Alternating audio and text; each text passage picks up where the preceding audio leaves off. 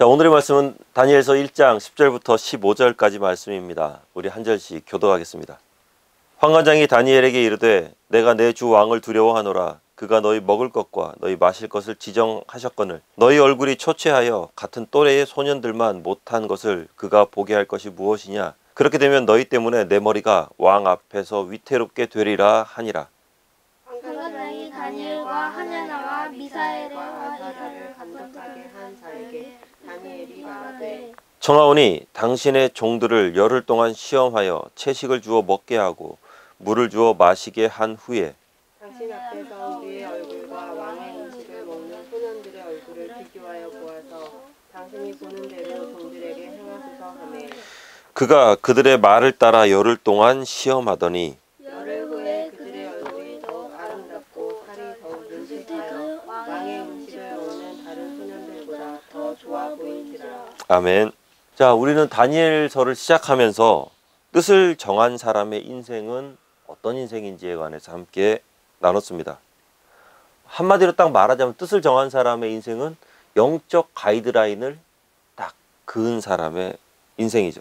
포로로 끌려와서 언어도 다르고 교육도 다르고 문화도 다르고 심지어 이름까지 바벨론식으로 바꿔 버려야만 했지만 내 영혼만은 하나님 앞에서 결코 변하지 않겠다라는 그런 굳은 결심이 그 가이드라인이 다니엘에게는 딱 있었던 거예요. 바로 하나님 앞에서 부끄럽지 않은 인생을 살겠다라는 뜻을 세워 놓은 것이죠. 하지만 그 뜻이 이제 시험대 위에 오르게 됩니다. 그것은 바로 왕의 식탁에 오르는 음식을 먹으라는 것인데 이게 세상적으로 본다면은 출세의 지름길입니다. 그런데 믿음의 눈으로 보면은 그렇지 않아요. 왜냐하면 왕의 음식을 먹는다라는 것은 바벨론의 신들에 대한 충성과 헌신의 신앙 고백이 그 안에 들어있기 때문이죠. 그렇기 때문에 다니엘은 이건 아니지 하면서 딱 잘라버립니다. 영적 가이드라인을 가지고 딱 잘라버립니다. 믿음의 사람이 그렇습니다. 세상 사람들은 성공이 주는 달콤함에 확 취해버립니다. 덥석덥석 그것을 물어버리죠. 그것이 옳은지 그른지에 관해서는 생각하지 않습니다. 하지만 하나님의 사람은 성공 가운데 숨겨져 있는 영적 함정을 잘 감지해내야만 하죠. 그리고 갈 길과 가서는 안 될 길에 관한 명확한 구분이 있는 것입니다. 이게 바로 영적인 가이드라인, 그리고 내가 갈 수 있는 것에 대한 영적인 마지노선이 있어요. 뭐 남들도 다 이렇게 사는데 뭐 이러면서 성공을 위해서라면, 꿈을 이루기 위해서라면 뭐 나는 무슨 짓이든지 다 하겠다. 그거는 세상 사람들 얘기고요. 우리는 그렇지 않죠. 성공 만능주의의 이 세상 가운데서 하나님을 앞세우고 하나님 중심의 삶을 살아가는 것이 바로 우리 크리스천들입니다. 결과만 따지면서 뭐 한양만 가면 되지. 바로 가든 뭐로 가든 한양만 가면 된다. 이런 식으로 하면 좀 많이 곤란하죠. 그죠? 사막에서 길을 잃었을 때 어떻습니까? 우리가 사막에서 길을 잃었을 때 지도가 우리에게 도움이 될까요? 사막의 지형은 수시로 바뀌는데 지도는 아무런 도움이 되지 못합니다. 아니면 다른 사람의 말 어떤 것도 도움이 되지 않습니다. 사막에서는요 오직 나침반만 바라보고 가야 되는 것이죠. 우리의 인생도 마찬가지죠. 우리의 인생은 오직 하나님의 말씀만 의지하면서 살아가야 돼요. 그러면서 성경적 세계관, 이 성경적인 나침반을 가지고 이 세상을 살아가야만 한다는 것입니다. 물론 이런 삶은 때때로는 믿음의 대가가 지불돼야만 합니다. 그런 상황을 만날 수밖에 없다는 거죠. 이때 상황에 휘둘리지 않고 힘 있는 사람들 눈치 보지 않고 다른 사람들 바라보지 않고 하나님의 음성을 구하시고 하나님의 얼굴을 구하시고 절대 타협할 수 없는 영적 마지노선을 딱 그어놓고 결단을 내리시기 바랍니다. 가끔 이런 분들을 한 번씩 만납니다. 나는 좀 잘 압니다. 세상에서도 뭐 굴러먹을 만큼 굴러먹어봤고 좀 세상을 잘 아니까 세상이 주는 달콤함만 쏙 빼먹고 하나님 안에서 사는 삶은 여전히 나는 유지할 수 있습니다 라고 생각한다면 벌써 글러먹었습니다. 시작부터 잘못된 거예요. 세상은요 우리의 생각보다 굉장히 영악합니다. 반드시 주는 것 이상의 것을 우리에게서 뺏어갑니다. 그렇기 때문에 내가 하나님의 사람으로서 무엇을 하지 말아야 할지를 명확히 먼저 세워야 되고요. 그러면 우리가 무엇을 할지에 관해서도 명확해지는 것이죠. 자, 다니엘이 믿음을 굳게 잡고 뜻을 정했어요. 이렇게. 그런데 그것보다 또 더 중요한 게 한 가지 있습니다. 뭐냐면 그 뜻을 지혜롭게 실천하는 거였습니다. 이순신 장군이 남긴 글에 이런 글이 있습니다. 용기와 열정은 있지만 지혜와 전략이 없는 장군은 자기 부하와 자기 그리고 나라까지도 도탄에 빠지게 할 수 있다 라고요. 원균도 이순신 못지않은 열정과 용기가 있었습니다. 굉장한 열정을 가지고 있었습니다. 하지만 지혜와 전략이 없었죠. 그렇기 때문에 함선 대부분을 전멸시키고 마는 그 사람이 바로 원균이었죠. 아무리 좋은 뜻을 세워도 그것을 실천할 수 있는 지혜와 전략이 없다면 그 좋은 뜻은 나쁜 방향으로 흘러가게 될 수도 있다는 것이죠. 오늘날 많은 크리스천들이 때로는 원균처럼 이렇게 싸우려고 하는, 비둘기처럼 순수하긴 한데 뱀처럼 지혜롭지는 못한 그런 모습들이 있답니다. 그런 점에서 우리는 다니엘에게 배울 것이 굉장히 많죠. 포로로 끌려온 다니엘 어떻습니까? 돈도 없고 백도 없고 누구 하나 의지할 사람도 없습니다. 그런 상황 가운데서 왕의 명령을 내가 거스르겠다라는 것은 나 죽겠다라는 것이고, 수틀리면은 나뿐만 아니고 유대 지방에서 잡혀온 모든 포로들 다 죽을 수도 있어요. 뜻은 원대하게 세웠죠. 내가 하나님의 뜻에 합당하게 살아가겠다. 영적 마지노선은 지키겠다. 그런데 길이 보이지 않는다. 이때 다니엘은 기도했겠죠. 그때 하나님께서 길을 열어주신 것인데 그 길이 뭐냐면은 환관장이었습니다. 이 환관장이 불신자거든요. 하지만 하나님께서는 하나님의 백성을 축복하기 위해서 그 주변에 있는 모든 것들을 다 사용하시잖아요. 하나님이 다니엘을 돕기 위해서 이 환관장을 준비시켰던 것이죠. 자, 8절을 보니까 다니엘이 환관장에게 이 신앙적 양심 때문에 나는 음식을 먹을 수 없다 이렇게 솔직히 얘기합니다. 그냥 얘기하는 것이 아니라 아마 겸손하게 얘기했을 것 같아요. 무엇을 말하느냐도 굉장히 중요하지만 그 말을 어떻게 하느냐도 더 중요하죠. 많은 사람들이 옳은 말을 지혜롭게 하지 못해서 어려움에 때로는 빠지기도 한다는 것입니다. 우리 골로새서 4장 5절 6절 말씀 함께 한번 읽어보겠습니다. 외인에게 대하여는 지혜로 행하여 세월을 아끼라. 너희 말을 항상 은혜 가운데서 소금으로 맛을 냄과 같이 하라. 그리하면 각 사람에게 마땅히 대답할 것을 알리라. 대답할 것을 내가 알게 된다는 것이죠. 외인에게, 특히 예수님을 모르는 사람들과 이야기를 나눌 때는 지혜를 구해야만 한다라는 것입니다. 물론 환관장이 다니엘의 이 지혜로운 말에 넘어갔느냐? 그건 아닙니다. 솔직히 말해서 이 고위 공직자가요, 보잘것없는 포로 소년의 신앙적 양심 지켜주겠다고 자기 목을 걸 필요 없는 거잖아요. 사실 솔직히 말해서 포로로 끌려온 소년들 중에서 사연 없는 소년이 어디 있고 불쌍하지 않은 소년이 어디 있겠어요. 걔네들 사정 다 봐주다가는요 내가 죽습니다. 내가 잘려요. 무슨 요청 들어와도 딱딱딱딱 거절하면 그만입니다. 어떤 청탁이 들어오더라도 그냥 그 자리에서 내치면 그만입니다. 하지만 다니엘에게는 그게 안 됩니다. 구절을 보면은요, 환관장에게 은혜와 긍휼을 얻게 했다. 왠지 불쌍하다는 거죠. 왠지 불쌍해. 이게 막 신경이 막 쓰이면서도 뭔가 해줘야만 것 같은, 뭔가 그 애잔함이 가슴 막 따뜻한 마음이 걔만 보면 막 생겨가 이유가 없어요. 막 그래요. 막 나는 거예요. 왜 그렇죠? 왜 그냥 싫은 사람이 있습니다. 똑똑하고 예쁘고 잘생기고 상냥하고 학벌도 좋고, 그런데 그냥 그래서 싫은 거야. 왜 그래서 싫어요? 막 엄친아들 그게 더 잘났다 그래 하면서 막 이렇게 되는 거죠. 근데 어떻습니까? 학벌도 그냥 그렇고 말도 잘 못하고요, 버벅버벅하고 맨날 인상 쓰고 있던가, 애가 좀 뭔가 좀 모질이 같은 애들이 있습니다. 나서 한두 개 정도 빠진 것 같은. 그런데 이상하게 걔네들 보면은 정이 가요. 애들이 괜찮은 것 같아. 예. 환관장의 눈에 다니엘이 딱 그렇게 보이는 거죠. 하나님이 하신 거예요. 이거는요. 이것은 세상을 살아가면서 그 무엇과도 바꿀 수 없는 기가 막힌 하나님의 은혜인 것이죠. 하나님이 하시는 겁니다. 환관장의 눈에 다니엘이 딱 그렇게 보이게 했다. 세상을 살아가시면서 이런 은혜가 여러분과 여러분들의 자녀와 여러분들의 후손들에게 함께하기를 주님의 이름으로 축원합니다. 자, 10절 말씀 보면은요, 환관장이 얘기합니다. 내가 내 주 왕을 두려워하노라. 환관장은 왕의 최측근임에도 불구하고 왕을 두려워합니다. 그럴 수밖에 없죠.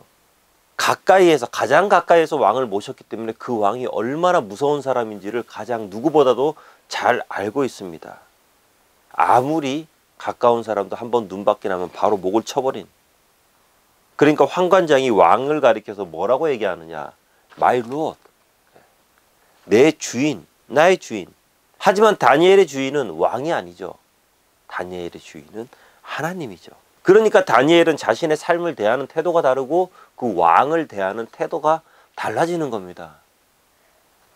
10절 하반절을 보면은요. 다니엘이 이야기했을 때 환관장이 다니엘에게 막 성토합니다. 이게 이제 그 내용이에요. 좀 전에 함께 말씀 나눴죠. 그죠? 왠지 모르게 다니엘만 보면은 막 애잔하고 막 마음 가운데 막 따뜻한 마음이 들고 얘를 어떻게 감싸주고 싶어요. 그런 애가 부탁을 했는데 얘를 이걸 거절해야 되는 거죠. 그러니까 막 다니엘에게 성토하는 거예요. 야, 다니엘아, 왕이 식단을 너희한테 정해줬잖아. 좋은 음식 먹여서 너희들 최고의 컨디션을 만들어서 잘 가르치라 그랬는데 너희들이 음식 안 먹고 보기에 초췌해지면 내가 목이 날아가거든. 지금 이게 환관장이 지금 성토하는 거예요.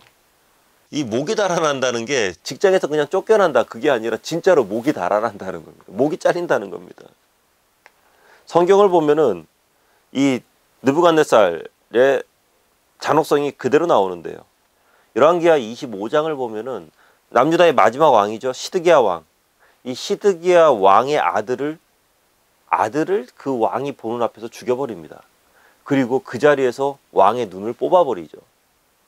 이거 굉장히 큰 의미를 갖고 있는데 이게 뭐냐면 네가 이 땅 가운데서 마지막으로 본 기억은 너의 아들이 죽는 것이다.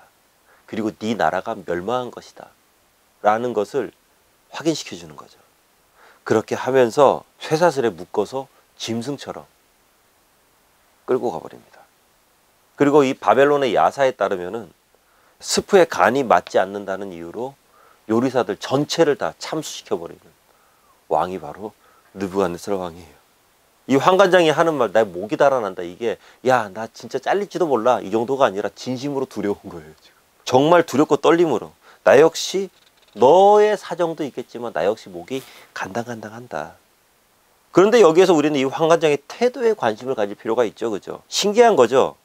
환관장이라는 이 최고 거의 뭐 탑 클래스에 있는 고위공직자가 이름도 잘 모르는 이 노예 소년에게 자신의 딱한 사정을 설명하면서 좀 봐달라는 거예요. 야, 나도 지금 이런 사정이다. 그냥 여러분들 같으면 어떻겠어요? 저 같으면 이럴 것 같아요. 야, 봐봐 저리 가. 한 방에 거절해도 끝나는 겁니다. 그런데 노예 소년 지금 앉혀놓고 얘야, 네가 나를 좀 이해 좀 해줬으면 좋겠다. 저 왕이 장난이 아니거든. 진짜 죽이거든. 하면서 지금 부탁하는 그런 분위기잖아요.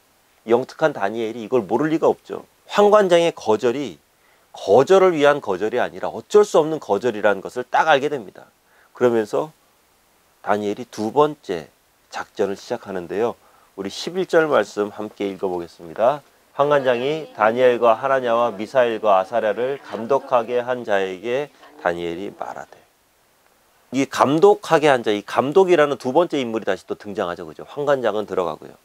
아마도 환관장이 바쁘니까 그 밑에 있는 사람들에게 이 소년들을 잘 이렇게 뭐 335 모아놓고 한 10명 모아놓고 감독을 세워놨던 것 같아요. 말하자면은 실무자예요. 실무자. 이 사람에게 다니엘이 믿음의 마지노선을 지키기 위한 두 번째 작전을 시작합니다. 왜냐하면 첫 번째 환관장과의 대화에서 다니엘은 아주 긍정적인 노를 받아냈거든요. 그죠? 가능성을 타진했기 때문에 이번에는 구체적으로 적극적으로 한번 시도를 해봅니다. 완전히 안 될 것 같죠? 전혀 불가능할 것 같은 이런 일들인데 막상 부딪혀 보니까 뚫고 나갈 틈이 보이는 거예요. 완전히 벽에 막힌 것 같았는데 그 벽 앞에 딱 서보니까 틈이 보이는 것이죠. 하나님께서는요, 하나님의 자녀들을 시험할 때 그 시험을 허락하실 때는 꼭 나아갈 길을 예비해 놓고 시험하십니다. 우리가 하나님을 위한 선한 뜻을 품고 그것을 실천해 나갈 때 마치 탄탄대로가 내 앞에서 열리듯이 그냥 한 방에 빵 뚫리는 그런 일들은 잘 없습니다. 반드시 장애물들이 나타나게 마련이죠. 요단강을 넘고 여리고성을 정복해야만, 그리고 그 가나안 지역에 있는 여러 성들을 정복해야만 약속의 땅을 기업으로 받는 거죠. 그렇기 때문에 장애물을 만났을 때 낙심하고 좌절할 필요가 없습니다. 이 마지막 수업으로 유명한 랜디 포시 교수가요, 자기 아들에게 이런 말을 했다고 합니다. 아들아, 인생을 살아가면서 어떤 벽에 부딪힐 때 그 벽은 너를 막기 위한 벽이 아니라 너의 성공을 원하지 않는 사람들을 막아주기 위한 벽이다. 그리고 성공으로 가는 길을 안내해 주기 위한 벽이다. 그러니까 벽 앞에서 절망할 필요 없다라는 것이죠. 다니엘에게, 그리고 우리에게도 기가 막히게 적용되는 말입니다. 환관장과의 대화를 통해서 또 다른 벽을 만난 것 같습니다. 환관장이 노를 했어요. 그런데 그 벽을 다시 한 번 더 부딪히고 벽을 따라 가보니까 이번엔 좀 더 구체적인 방법을 제안할 수 있는 감독이란 사람을 만나죠. 또 다른 길이 나오게 된 것입니다. 자, 이제 12절에서 13절까지의 내용이 다니엘의 제안입니다. 말하자면 이런 거죠. 저는 신앙의 양심 때문에 바벨론 신에게 바쳤던 음식을 먹을 수가 없습니다. 하지만 당신은 우리의 관리자로서, 감독으로서 우리 안색이 안 좋아지면 책임 추궁을 당하게 되겠죠. 그러니까 우리 이렇게 한번 해봅시다. 열흘 동안 한번 임상실험을 한번 해보는 겁니다. 임상실험을 해서 왕이 당장 그 열흘 동안 찾아올 일은 없을 것 같으니까 당신이 재량을 발휘해 주신다면 우리가 왕이 명령한 음식이 아닌 우리의 신앙에 맞는 음식을 먹겠습니다. 그리고 열흘 뒤에 왕이 내려주는 좋은 음식을 아주 잘 먹은 그 학생들과 한번 비교해 보는 겁니다. 만약 우리의 얼굴이 초췌해진다면 당신의 말에 순종하겠습니다. 왕의 음식을 먹겠습니다. 이게 이제 그 내용이에요. 12절 13절의 내용. 굉장히 기가 막힌 아이디어죠. 그죠? 감독의 입장도 10분 이해하면서 상황을 곤란하지 않게 하는 한도 안에서 영적 신앙적 양심을 지킬 수 있는 하나의 방법을 제안해 낸 것입니다. 상황에 타협해버리는 것이 아니라 그 상황을 뛰어넘을 수 있는 지혜를 하나님으로부터 구했고 그 지혜를 하나님으로부터 받아낸 것이죠. 그죠? 사랑하는 성도 여러분, 부디 신앙의 양심 이것만은 타협하지 마시기 바랍니다. 영적 마지노선, 영적 가이드라인은 그것은 절대 풀어버리지 마시기 바랍니다. 넘나들지 마시기 바랍니다. 모든 믿음의 사람은 반드시 하나님으로부터 테스트를 받습니다. 이 다니엘처럼요. 이 열흘간의 테스트가 이제 시작되죠. 그죠? 이 열흘간의 테스트. 그런데 그 시험을 너무 두려워하고 이 테스트를 부정적으로 받아들일 필요는 없습니다. 왜냐하면 정말 준비 잘 된 사람은요, 이 테스트를 오히려 기다리죠. 자신의 실력을 나타낼 수 있는 시간이 바로 이 테스트의 시간이니까요. 운동선수 중에서 정말 잘하는 막 이렇게 넘사벽인 운동선수들은요, 운동 그 시합 시간을 오히려 기다립니다. 시합이 오히려 기다려집니다.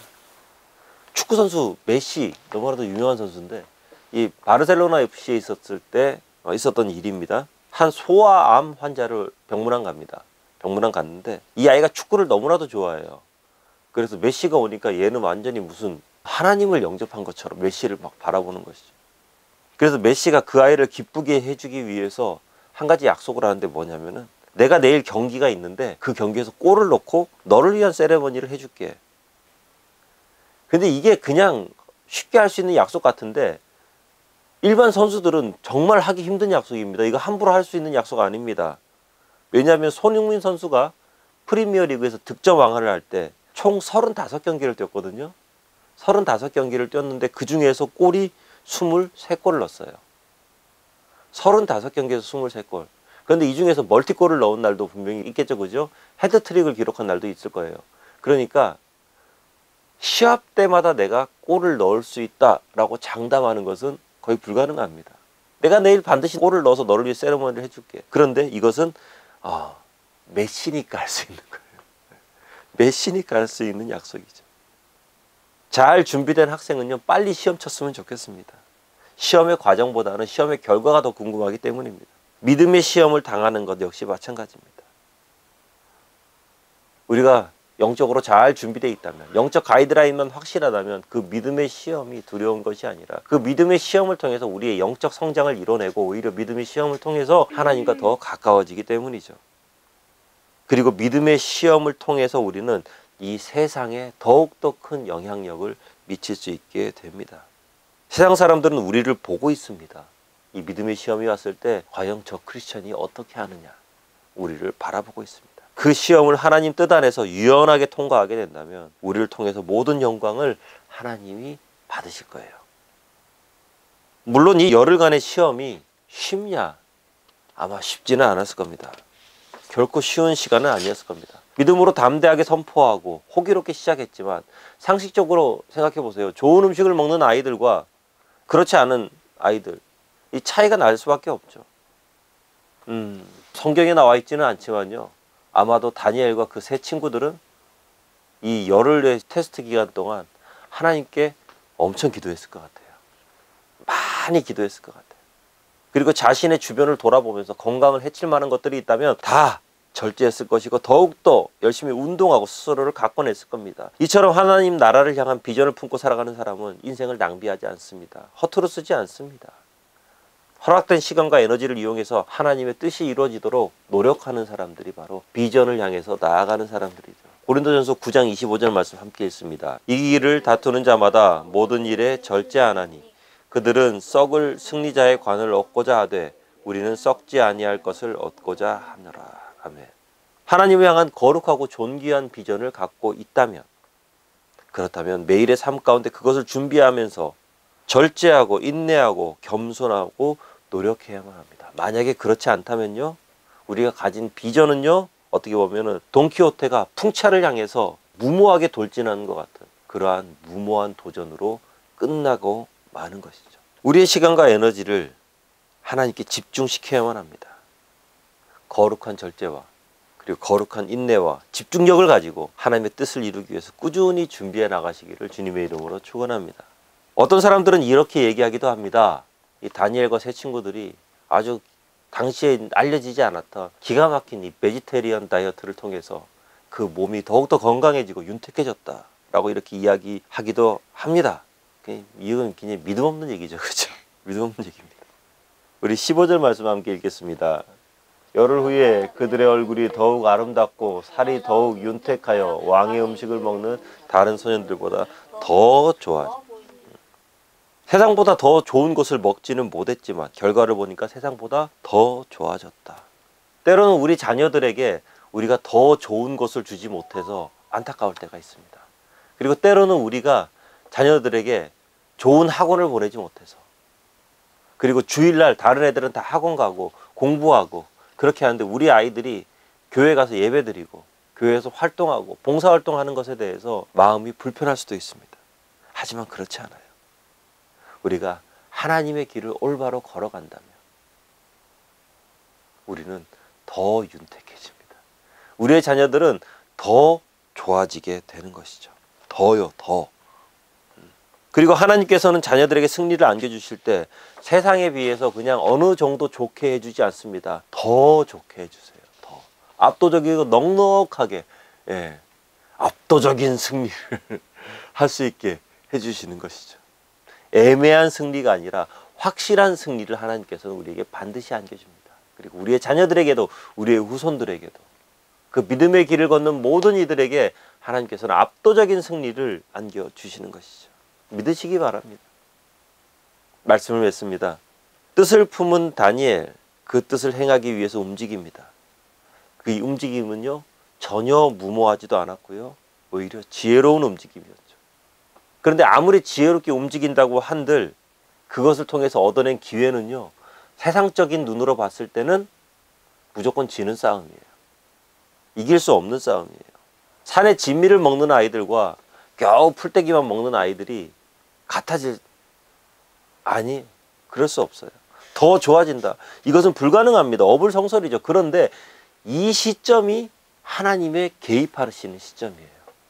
불가능할 때, 이건 도저히 안 될 때, 되는 것들은요, 하나님 안 계셔도 다 해요. 집에다가 돈 쌓아놓고 내가 헌신하겠다. 누구나 다 합니다. 그거는 건강한 육체를 가지고 내가 이렇게 하겠다. 누구나 다 합니다. 시간 넉넉해서 남아도니까 내가 와서 헌신하겠다. 그 누구나 다 합니다. 그건. 하나님의 도움 없이도 할 수 있는 것들입니다. 그런데 도무지 아무리 쥐어짜도 돈 나올 구석이 없어요.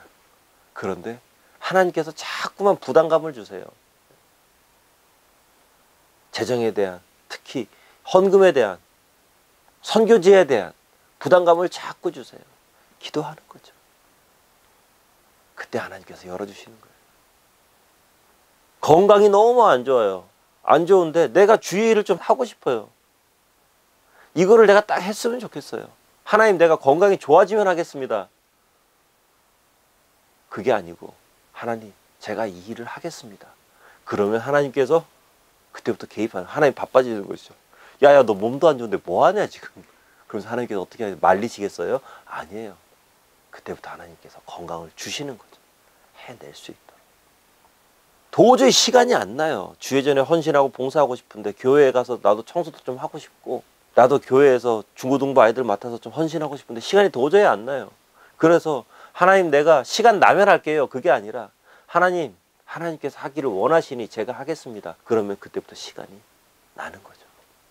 하나님의 개입은 그때 시작되는 거죠. 불가능을 가능케 하시고 질싸움에서 이기게 하시고 손해가 아니라 승리를 안겨주시는 하나님의 능력이 그때 나타나는 겁니다. 이런 은혜가 우리의 모두의 삶에 충만하게 거하시기를 주의 이름으로 축원합니다. 이 세상의 기세에 눌려 사는 것이 아니라, 그들의 권력과 돈을 두려워하는 것이 아니라, 하나님을 경외하고 사랑하며 그리스도의 복음을 전하는 성령의 사람이 되어서 이 세상에서 천국의 삶을 살아가시기를 주의 이름으로 축원합니다. 기도하겠습니다. 하나님, 감사합니다. 우리에게 귀한 말씀 허락해 주심으로 이 땅 가운데 어떻게 살아갈 것인지, 그리고 벽을 만났을 때 어떻게 행동할 것인지 다시 한 번 더 생각하고 확인합니다. 어떤 기세에도 눌리지 않도록 하시고, 어떤 상황에도 눌리지 않도록 하시고, 하나님 바라보면서, 하나님의 은혜 생각하면서, 하나님의 능력을 의지하면서 그 앞으로 하나님 주시는 지혜로 치고 나갈 때 하나님의 능력이 나의 능력이 되고 그리스도의 은혜가 나의 은혜가 되며 성령의 충만한 이 땅 가운데 승리하며 살아가는 우리 모두가 될 줄 믿사오니, 주님, 그렇게 살아가도록 은혜를 더하여 주시옵소서. 예수님 이름으로 기도합나이다. 아멘.